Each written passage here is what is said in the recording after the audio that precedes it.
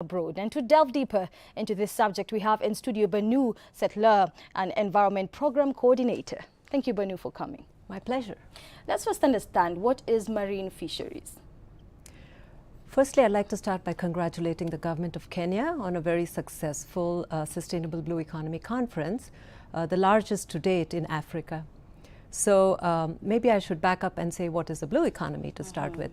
So there are several definitions out there for the blue economy, but universally accepted underlying principles are that it's the integrated and sustainable development of economic activities in healthy oceans.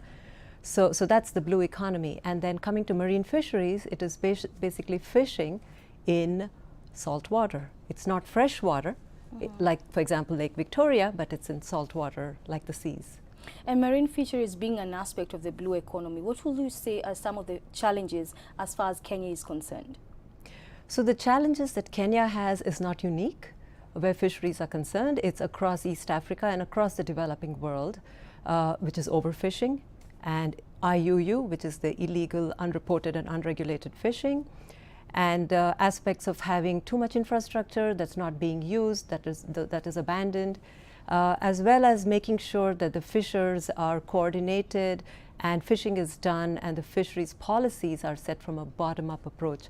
So basically, fishers should be involved in the decision-making process, make sure that they are aware of policies that are being set and that there's a buy-in from the fishers. So once you have their buy-in, you know that whatever is going to be set in place will be sustainable for a long term. And even as we look at the fact that African countries, including Kenya, does import fish from foreign markets, how can we aid the fishers of Kenya towards making sure that they produce enough for the imports and local markets? So what we need to understand is fishing more is not the key here, but what is caught to do more with what's caught. And so for that, what needs to happen is for not just Kenya, but for any country to get a very good idea on the status of its stocks. And once you have a good idea on the stock status, you have a good management system in place, and then you decide on what type of fish is caught where along your coast, and then see which of these fish are priority fisheries and which of those are being depleted and overexploited, and then put some sort of a management structure in place for these fisheries in tandem with the fishers, or in Kenya, they call them the beach management units. So working with the beach management units. And once you have their buy-in and they know that these are the fish that they are catching and they need to be managed, or they need to reduce the effort of certain fisheries, and then you look to see how you can put in place some sort of alternative or complementary livelihoods for these fishermen. And at this point, I must mention that along Kenya's coast, we talk about fishers who are one of the poorest segments of the society, but then you also have farmers there who could be part-time fishers, and fishers who are part-time farmers, or someone in their family who's fishing and farming.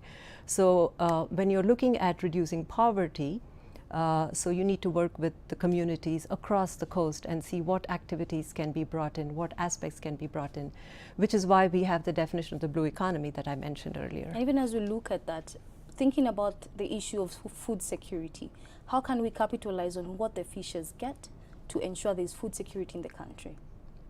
So as you recall, President Kenyatta had a campaign several years back on Eat More Fish, right? And so while fish is being caught in Kenya, as you rightly said, it's being imported as well. And so this, and there's been a lot of articles recently in the newspapers on having foreigners who come and fish here and such aspects. And so we would need to look into how these can be promoted again, bring the awareness back up to the communities, and this is the right time when President Kenyatta has brought in the Big Four agenda on food security as well.